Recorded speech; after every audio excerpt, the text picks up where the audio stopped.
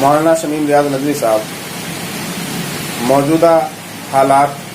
ملک کے ایسے ہیں کہ مسلمانوں کے ساتھ دوہرا رویہ اپنایا جا رہا ہے اور کسی بھی طرح سے صرف مسلمانوں کی بات نہیں بلکہ اقلیت کو پریشان کیا جا رہا ہے، وہ چاہے NRC کا معاملہ ہو یا کشمیر سے 370 ہٹائے جانے کا معاملہ ہو یا موب لنچنگ ہو۔ اس طرح کی جتنی بھی باتیں ہمارے سامنے آ رہی ہیں وہ ملک کو کس طرف لے جا رہی ہیں اور آگے کے حالات کیا ہونے والے ہیں، کیا کوئی تاریخی کارنامہ ہوگا یا ملک میں پھر سے انقلاب آنے والا ہے، آخر یہ حالات کس بات کا پیش خیمہ ہے؟ بسم اللہ الرحمن الرحیم وبہ نستعین وصلی اللہ علی نبیہ الکریم اما بعد۔ دراصل مولانا بات یہ ہے کہ اس وقت جو ہمارا ہندوستان ہے، ہندوستان میں جو موجودہ حکمراں پارٹی ہے، اس پارٹی نے جو حالات پیدا کر رکھے ہیں وہ ہم میں سے ہر ایک کی نگاہ میں بالکل عیاں اور واضح ہے۔ لہذا اس وقت خصوصی طور پر ہندوستان کی سرزمین میں جو بسنے والی اقلیت ہے اور اقلیتوں میں مسلمان ہیں اور مسلمان جو دوسری بڑی اکثریت ہے، ان کے بہت سارے نمائندے ہیں، ذمہ داران ہیں، مفکرین ہیں، دانشوران ہیں، علماء کرام ہیں۔ ان لوگوں کو ایک خاص فیصلہ لینے کا وقت آ گیا ہے۔ ان لوگوں کو چاہیے کہ اب یہ لوگ مل بیٹھیں اور آپس میں مل کر کچھ خاص فیصلے لیں۔ یہ میں گزارش اس لیے کر رہا ہوں کہ ملک کے آزاد ہونے سے پہلے 1857 کی ایک جنگ آزادی لڑی گئی تھی۔ وہ جنگ آزادی ایسی جنگ آزادی تھی جس میں ہندو مسلم سب ایک ساتھ تھے اور انگریزوں کے خلاف وہ لڑائی لڑی گئی تھی۔ انہی دنوں شاملی کے میدان میں ایک لڑائی اور لڑی گئی تھی جس کو شاملی کی جنگ کے نام سے جانا جاتا ہے، اور ہم تمام جتنے بھی مفکرین، علماء کرام، دانشوران ہیں، وہ سبھی حضرات اس جنگ کی تاریخ کو جانتے ہیں۔ اس جنگ کی جو قیادت کر رہے تھے اس وقت کے سب سے بڑے متصوف کہہ لیجیے اور خانقاہی نظام کے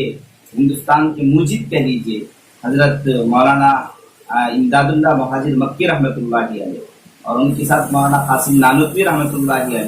حافظ ضامن شہید رحمۃ اللہ علیہ، اور اس وقت کے جتنے اکابرین اور بزرگ علماء تھے وہ اس جنگ میں شامل تھے، اور حضرت ضامن شہید، حافظ ضامن شہید رحمۃ اللہ علیہ اس جنگ میں شہید ہوئے۔ اور پھر جب شکست ملی ہے تو اس شکست کے بعد پھر ان بزرگ علماء کرام نے آپس میں مشورہ کیا اور ان لوگوں نے یہ طے کیا ہے کہ اب اس ملک میں اگر ہمیں آزادی چاہیے اور ہمیں اس ملک میں اپنے وجود کو بچانا ہے تو اس کے لیے ہمیں کچھ خاص پلان کرنے پڑیں گے اور کچھ خاص کام کرنے پڑیں گے۔ لہٰذا ان سب لوگوں نے مل کر کے ایک تحریک کی بنیاد ڈالی اور ایک تربیت گاہ کی بنیاد ڈالی جس کو تاریخ دارالعلوم دیوبند کے نام سے جانتی ہے۔ یہ 1857 کے 9 سال کے بعد 1866 میں اس کی بنیاد ڈالی گئی، اور پھر دارالعلوم دیوبند کا نتیجہ اور اس کا فیض ہے کہ دیوبند کے اس چھوٹے سے قصبے سے لے کر افریقہ کے جنگلات تک جو دین زندہ نظر آ رہا ہے اور دیندار افراد زندہ نظر آ رہے ہیں، وہ اسی تحریک کی وجہ سے ہے اور اسی ادارہ اور اسی تربیت گاہ کی وجہ سے ہے۔ اب موجودہ وقت میں جو مسلمانوں کو کرنے کی ضرورت ہے وہ یہ ہے کہ اب ورق پلٹ چکا ہے، حالات بدل چکے ہیں اور ملک ایک دوسرا کروٹ لے رہا ہے۔ اب اس وقت الحمدللہ دارالعلوم دیوبند کی برکت سے پورے ہندوستان کے کونے کونے میں مکاتب اور مدارس کا انتظام ہے، اس کا ہم انکار نہیں کر سکتے ہیں، اور اس کے ذریعے ہمارے اسلام کے تحفظ کا، ہمارے ایمان و عقیدے کے تحفظ کا کام ہو رہا ہے۔ اور اسی دارالعلوم کی برکت سے بہت ساری تنظیمیں ہیں، تحریکیں ہیں جو کام کر رہی ہیں، آپ کام کر رہے ہیں، ہم کام کر رہے ہیں، لیکن یہ جو کام ہو رہا ہے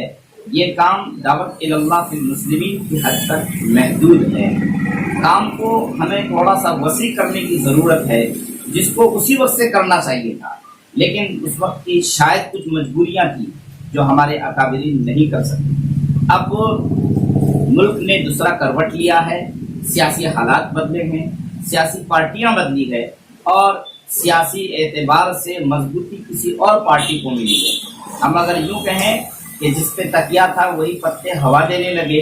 تو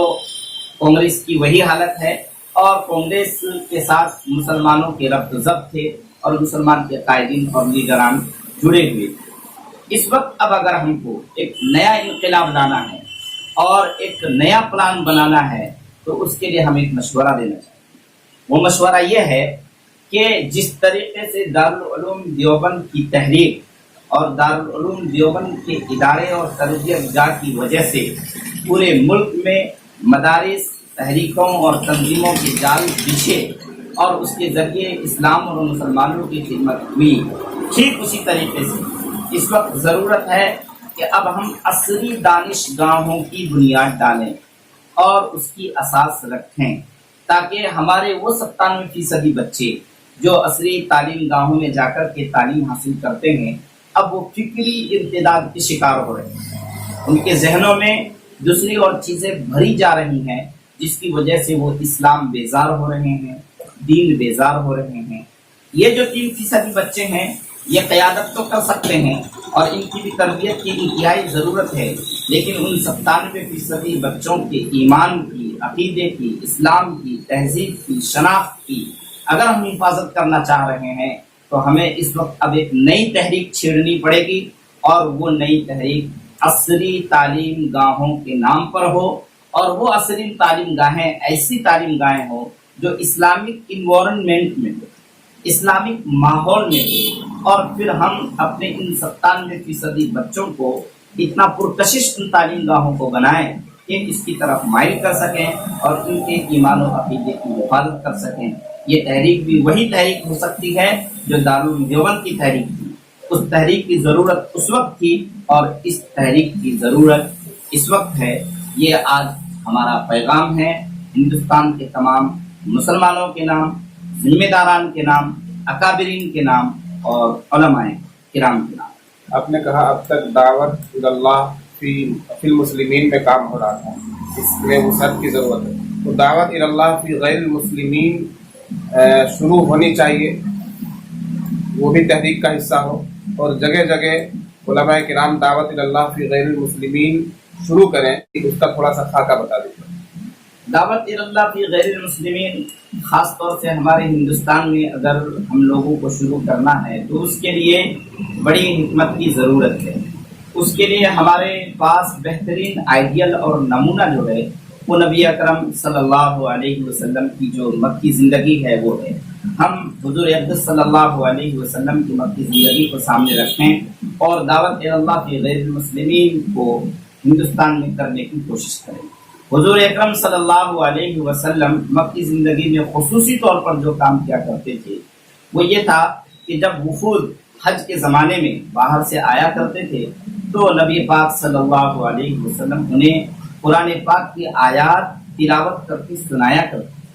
طفیل بن عمرو الدوسی رضی اللہ تعالیٰ عنہ کا واقعہ بڑا مشہور ہے، جو اپنے قبیلے کے سردار تھے، بہت بڑے شاعر تھے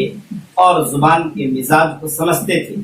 اور وہ بہترین باذوق انسان تھے۔ انہوں نے قرآن کریم کی آیات کو سنا اور مشرف بے اسلام کیے۔ تو ایک طریقہ تو ہندوستان میں ہمارا یہ ہو سکتا ہے کہ ہم قرآن کریم کی آیات کی تلاوت جگہ جگہ پر کریں اور غیر مسلموں کے بیچ میں جا کر کریں، اور خصوصی طور پر ان آیات کی تلاوت کریں جن آیات میں اسلام کا پیغام، امن کا پیغام، محبت کا پیغام، انسانیت کا پیغام دیا گیا ہے۔ دوسرے نمبر پہ جو ہمیں کام کرنے کی ضرورت ہے وہ یہ ہے کہ ہم اپنے اخلاقی معیار کو بلند کریں۔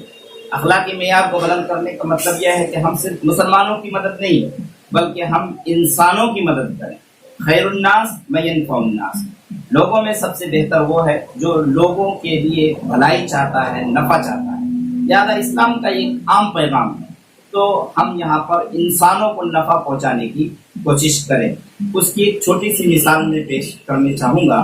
کہ مثلا ہم کسی سرکاری ہاسپٹل میں جائیں، وہاں جانے کے بعد ہم کسی ایسے غیر مسلم مریض کو جس کا ساتھ ان کے گھر والوں نے بھی ان کی بیماری کے سنگین ہونے کی وجہ سے چھوڑ دیا اور ان کی پریشانیوں کی وجہ سے چھوڑ دیا ہے. ہم ان کی مکمل تیمارداری کریں, ہم ان کو مکمل مدد پہنچائیں, اور پھر وہ اگر شفا یاب ہو جاتے ہیں تو کم سے کم اس کے ذہن میں ایک بات یہ تو ہوگی کہ وہ اسلام سے نفرت نہیں کرے گا اور اہل اسلام سے محبت کا گن گائے گا, دوسروں کو بھی بتائے گا اور خود بھی اسلام سے قریب ہونے کی کوشش کرے گا. اس وقت اسلام کو کئی جگہوں پہ شاید کیا بھی جا رہا ہے جس کے بہترین نتیجے آ رہے ہیں. مزید اور بہت سارے طریقے ہیں جو ہم لوگ باہم مل کر طے کر سکتے ہیں اور یہاں پر کام کر سکتے ہیں, بلکہ یہاں پر مواقع ہیں جن مواقعوں کا ہم صحیح استعمال کر سکتے ہیں.